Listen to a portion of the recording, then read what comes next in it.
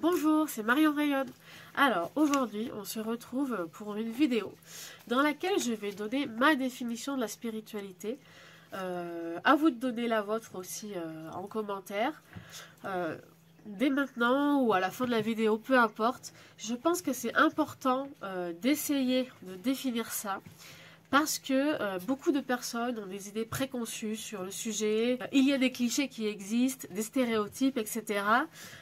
Aussi, ça peut être un domaine qui effraie parfois, parce que tout de suite, on pense ésotérisme, on pense dérive sectaire, tout ça.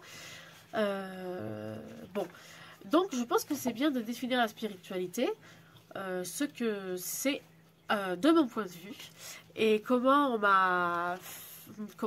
Comment on a introduit ce sujet dans ma vie, et je pense que c'est quand même pas loin de l'idée derrière ce mot. Alors bien sûr j'ai mes petites notes parce que voilà, moi je suis plus à l'aise à l'écrit qu'à l'oral, et pourquoi je fais des vidéos. Mais du coup c'est pour être sûr de ne rien oublier. Après tout ce que je vais parler dans cette vidéo, c'est pas exhaustif, hein, il y a peut-être des points importants dans la définition que j'ai zappé. Après voilà, c'est ma définition. Comme vous entendez sans doute dans toutes les vidéos spirituelles, c'est ma vérité, c'est mon point de vue. Mais là, c'est vrai. Et s'il y a des choses avec lesquelles vous n'êtes pas d'accord, si vous voulez rajouter des trucs, n'hésitez pas toujours à vous exprimer en commentaire. Pour moi, la spiritualité, c'est égal à quoi? Déjà, je pense que c'est un peu un espèce de package où dedans, il y a plein de sous-domaines. Comme le développement personnel, des pratiques méditatives, ou alors aussi les croyances et puis l'ésotérisme. C'est un package de la spiritualité que l'on peut explorer si on le souhaite, mais dont on peut tout à fait se passer aussi en fait. La spiritualité, c'est pas forcément l'ésotérisme, c'est pas forcément les croyances, en tout cas à mon sens. Alors, c'est quoi ? Je pense qu'il faut aborder le sujet comme ça, c'est beaucoup de réflexion intérieure et de recherche sur soi, de compréhension. Qui suis-je en fait? Qu'est-ce que je veux faire vraiment tant que je suis vivante? Quelles sont mes valeurs? Est-ce que j'ai bien réfléchi? Est-ce que je connais mes limites, etc. C'est vraiment une exploration de soi qui va être intérieure forcément. Que en fait on se rend compte qu'on ne l'a jamais vraiment fait de notre vie, et que peut-être aujourd'hui s'il y a des choses qui ne vont pas dans notre vie, c'est simplement parce que peut-être qu'on a voulu rentrer dans les cases, ou qu'on s'est lancé dans quelque chose qu'on pensait que ça nous plairait, mais en fait c'est pas dans notre personnalité.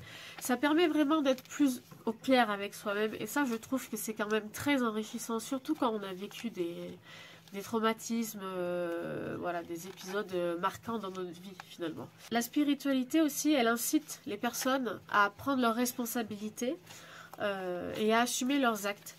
La spiritualité, c'est pas une fuite pour oublier les problèmes. C'est pas non plus une excuse pour ne pas prendre ses responsabilités. Il faut les prendre. On est responsable. Bon, pas à 100%, mais je veux dire, nous sommes la grande partie la plus influente de nous-mêmes. Hein. On peut parler, machin nous a fait ci, machin nous a dit de faire ça. Ils sont pas aussi influents que nous-mêmes sur nous-mêmes quand même. Donc voilà, prendre la responsabilité de son bonheur et de tout le reste, et assumer aussi bien ce qu'on a mal fait que ce qu'on a bien fait. Voilà, vous allez comprendre un peu plus où je veux en venir dans la suite. La spiritualité aussi, c'est être libre et le rester. Parce que justement, elle va venir nous induire l'idée qu'être autonome, c'est vraiment le top, quoi. Oui, c'est ça que je notais à propos de rester libre, point d'exclamation. Si on dépend de quelqu'un, d'une organisation ou d'un contenu, là, en fait, il commence à y avoir un problème, parce que la spiritualité ne rend dépendant à personne, et personne n'a vraiment de bonnes raisons de nous dire quoi faire, ou de nous diriger, ou de nous contrôler. La spiritualité, c'est rester libre et apprendre par soi-même. Bien sûr avec de l'aide s'il faut, mais surtout par soi-même. Désolée, je parle un peu du nez, j'ai chopé le rhume, mon fils a la grippe. Super condition. La spiritualité, elle permet de garder sa liberté de penser, de se faire son propre avis, soi-même, et de garder aussi son discernement. C'est très important le discernement, on en parle beaucoup dans pareil, toutes les vidéos de cartomancie, de guidance. Oui, non, mais en fait, c'est vrai, mais le discernement, ça a appliqué dans tous les domaines de la vie. Mais avec la spiritualité, on se rend compte à quel point il peut nous permettre des fois de ne pas nous faire avoir, nous laisser manipuler ou tomber dans des dérives. Tout le temps poser des questions et douter raisonnablement pour ne pas se laisser convaincre par des personnes, des idées, des dogmes qui ne correspondent pas à nos valeurs ou à vos valeurs, ou tout simplement ne pas se laisser enguirlander. Voilà, c'est exactement ce que je disais. La spiritualité, c'est aussi faire ses propres choix. Pareil, là, se reprendre en main. Le mot est un peu fort, j'aime pas trop parce que bon, des fois, c'est pas toujours évident de se reprendre en main, mais elle remet bien l'église au milieu du village. On peut faire nos propres choix. On a le droit de faire nos propres choix. Et puis de toute façon, on est souverain de notre vie, après tout. C'est aussi lié au fameux libre arbitre qu'on balance partout. À la fin, c'est nous qui prenons les décisions. Sans être influencé ou ordonné par quelqu'un d'autre, quoi. Nous, on est libre, mais la spiritualité, c'est aussi comprendre que l'autre, on doit le laisser libre aussi. Il ne faut pas imposer nos idées, nos avis, nos croyances. Voilà. Il ne faut pas vouloir convaincre l'autre. L'autre, il croit ce qu'il a envie. On peut lui expliquer les choses. On peut discuter, raconter des expériences du vécu, des réflexions, mais même sur des sujets rationnels et scientifiques, en fait, on peut faire ça, échanger simplement l'information. Mais il ne faut pas convaincre, il ne faut pas forcer l'autre à croire comme nous, à penser comme nous, à faire comme nous. Il faut le laisser libre.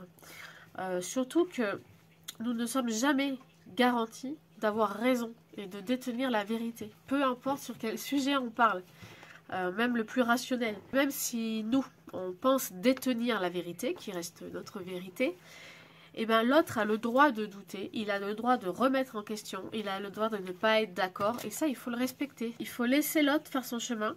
S'il a besoin d'éclairage, s'il se pose des questions sur le sujet, on peut suggérer, partager nos savoirs, nos expériences, l'aider à réfléchir et à trouver sa vérité. C'est ça qui est important, mais c'est tout. Et aussi, c'est vrai, il faut garder en tête que ce qui a marché pour nous, ce qui nous a aidés, ce qui nous a fait évoluer, ne va pas forcément marcher pour tout le monde. Chacun emprunte son chemin.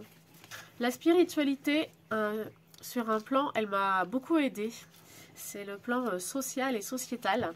Elle m'a beaucoup aidée parce qu'elle m'a fait un peu enlever mes œillères.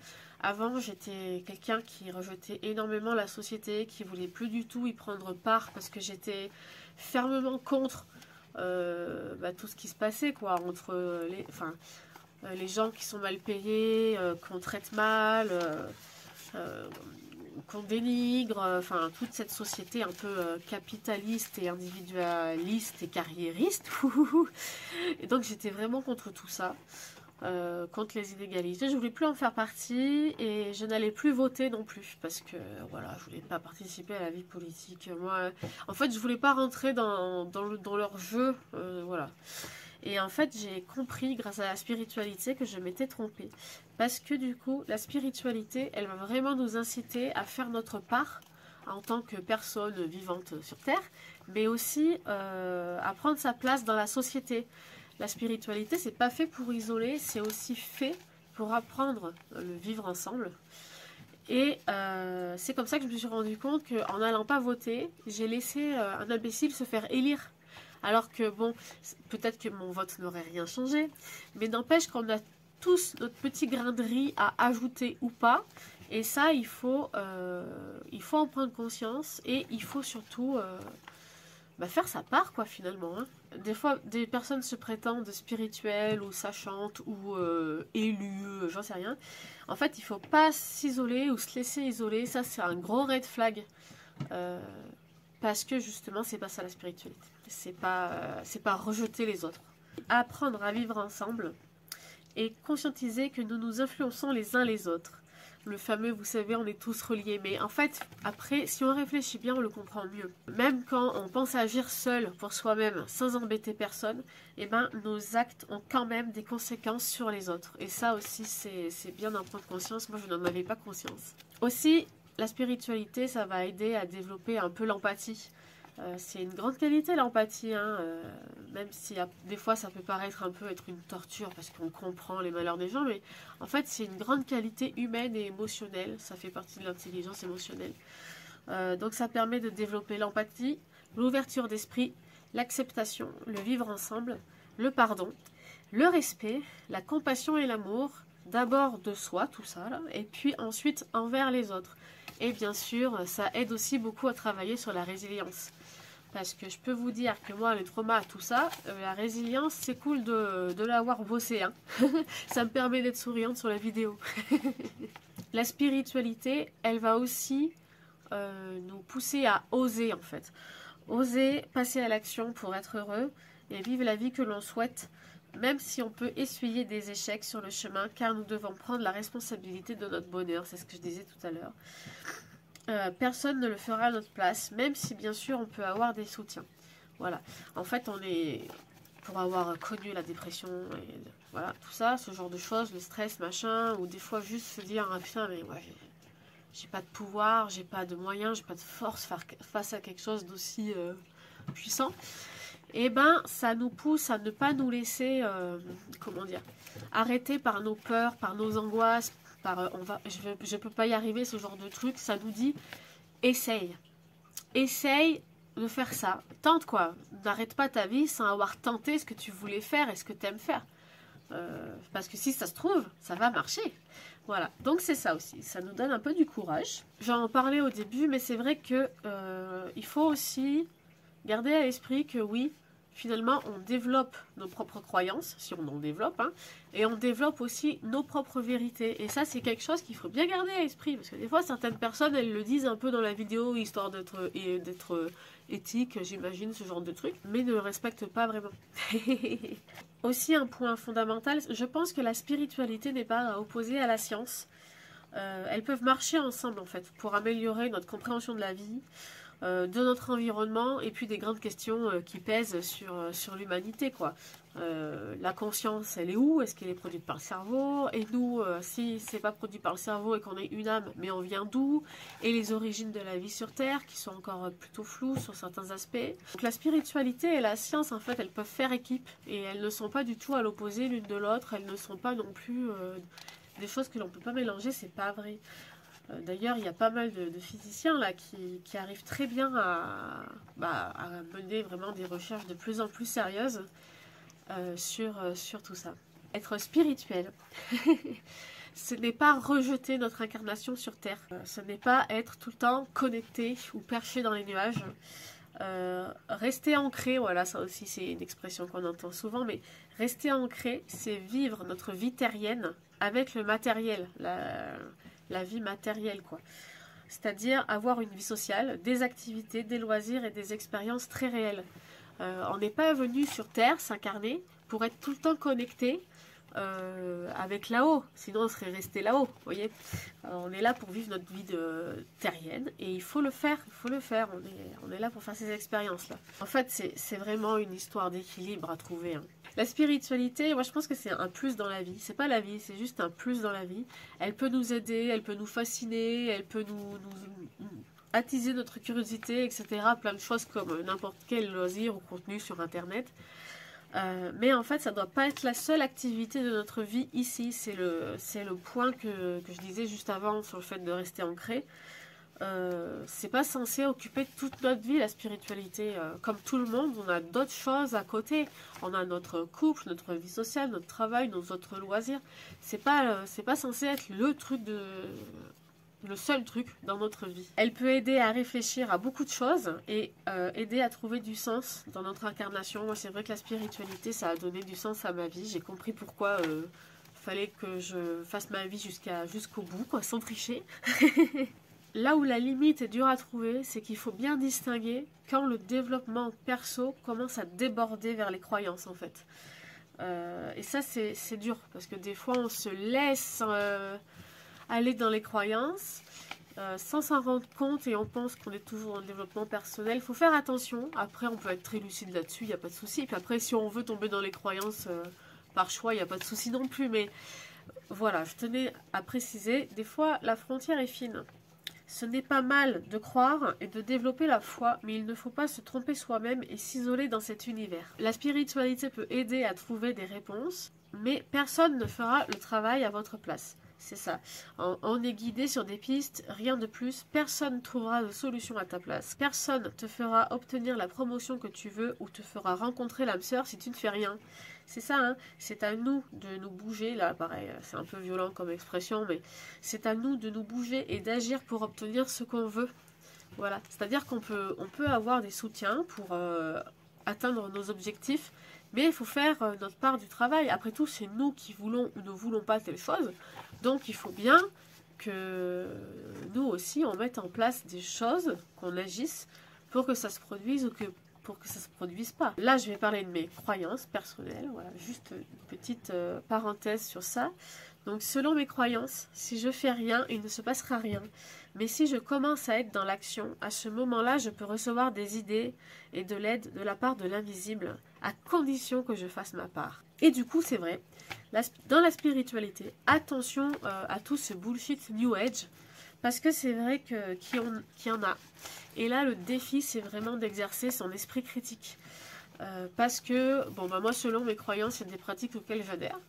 Mais peu importe que j'adhère ou pas, en fait, il y a des personnes honnêtes. Et puis, il y a les charlatans. Voilà. Mais bon, ça, c'est pas typique de la spiritualité. Il y a aussi plein de charlatans dans les autres domaines. Hein. Voilà, tout de suite, je parle d'un faux dentiste, mais ça peut être des faux praticiens qui n'ont aucun diplôme, etc. Ça peut être des gens qui vendent de la contrefaçon. Enfin, voilà quoi.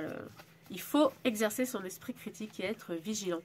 Ce que j'ai remarqué aussi dans la spiritualité, c'est qu'en fait, il y a beaucoup de pratiques différentes. Astrologie, numérologie, yoga, enfin là je parle vraiment du champ très vaste, quoi. Il y a vraiment plein de pratiques différentes, mais au final, elles se rejoignent toutes et elles parlent au final de la même chose. Alors quand je me suis rendu compte de ça, j'ai trouvé ça assez épatant, parce que moi je voyais vraiment les choses dans des cases séparées, qui ne pouvaient pas vraiment interagir entre elles ou se rejoindre dans les conclusions. Et bah si, en fait, elles se rejoignent et elles parlent toutes de la même chose au final.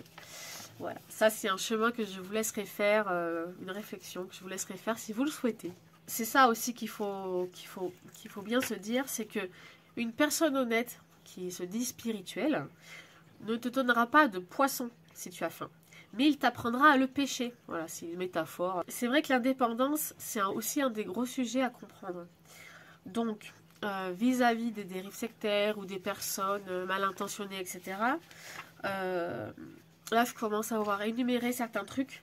Avec déjà tout ça, on commence à voir ce qu'on appelle dérives sectaires, des gens qui rendent dépendants, qui imposent leur vérité et leurs pratiques, qui contrôlent l'individu et qui l'isolent. Ça, quand quelqu'un fait ça, et ben en fait, c'est tout le contraire, c'est tout ce que n'est pas, à mon sens, la spiritualité.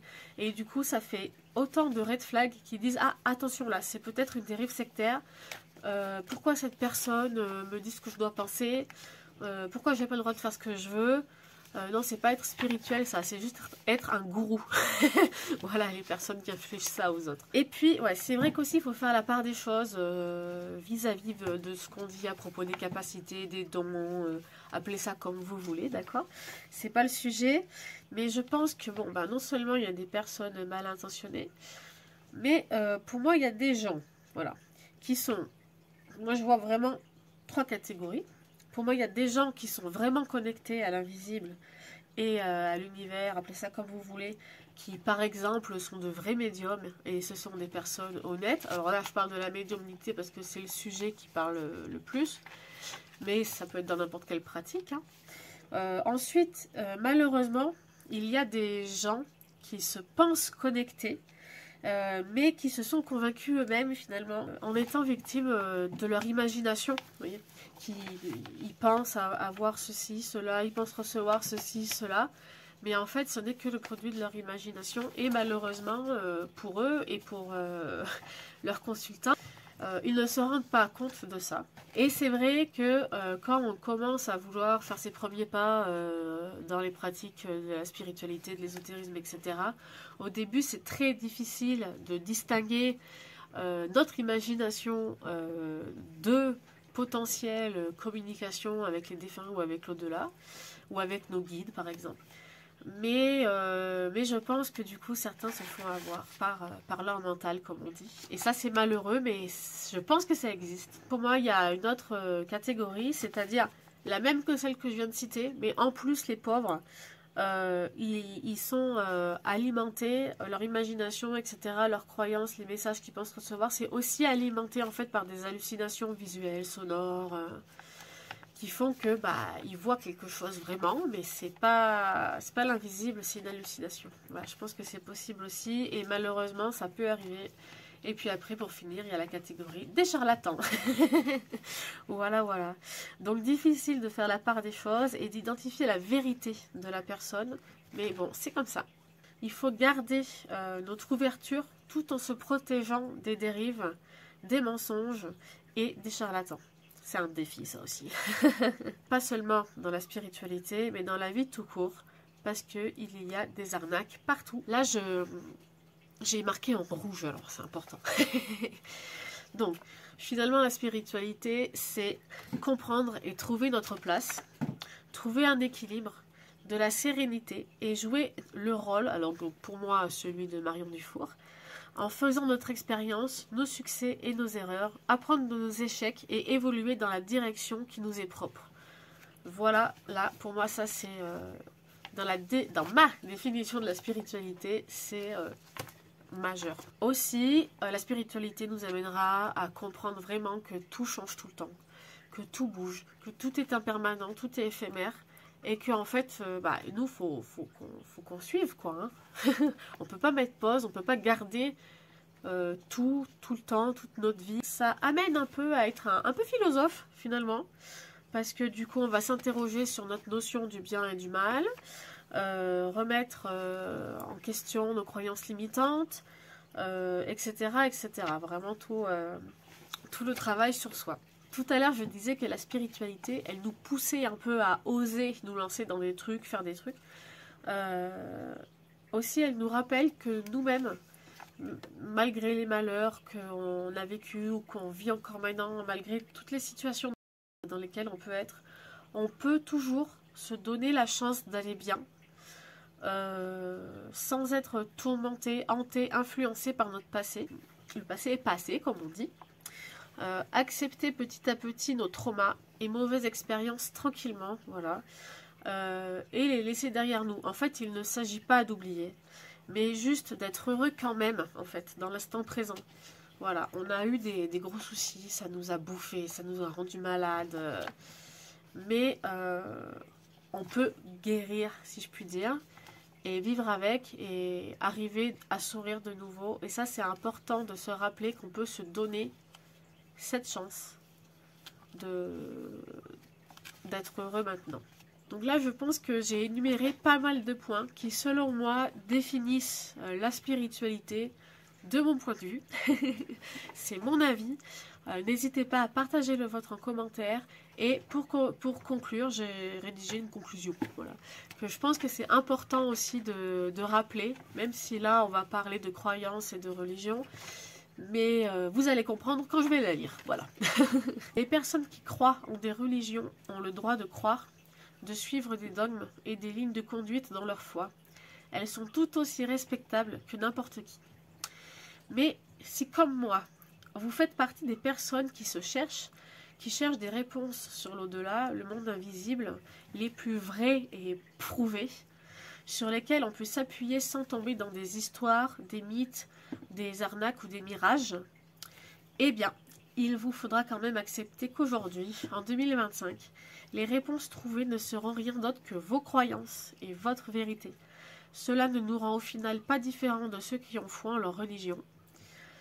Nous ne sommes ni mieux ni moins, alors je pense utile de dire que la tolérance est de mise. Quant à ceux qui ne croient en rien, eh bien c'est leur vie. ils ne sont pas endormis et nous éveillés. Il n'y a pas de rapport de supériorité parce qu'on a vécu un éveil spirituel. Il y a plein de manières d'exister, alors chacun son chemin, chacun sa réalisation et chacun sa liberté dans ses actes et sa vérité. Voilà, ça c'était ma conclusion. Donc c'est pas la peine que j'en rajoute, je pense. N'hésitez pas à donner votre avis en commentaire, n'hésitez pas à exprimer qu'est-ce que c'est pour vous la spiritualité, à parler de vos expériences, bonnes et mauvaises là-dedans. Je vous invite à me suivre sur les réseaux, je suis sur Instagram et Facebook et YouTube. Avec mon compagnon, on a monté un projet commun. Donc voilà, moi j'ai mon entreprise Marion Rayonne, lui il est naturopathe, son entreprise c'est Grégo Naturo. Et du coup, on a décidé de rassembler nos compétences et nos expériences sous un nom commun qu'on a nommé Alignement. Je vous invite fortement à aller visiter notre site web, ce que l'on propose pour vous aider, pour vous accompagner. On a une boutique dans laquelle on vend des produits que nous faisons nous-mêmes. Voilà, notamment avec une partenaire qui est lithothérapeute. Voilà, voilà. Je pense que j'ai tout dit. Surtout, laissez un j'aime. N'oubliez pas de vous abonner si ce n'est pas fait et activez la cloche. Et puis moi, je vous dis tchuss!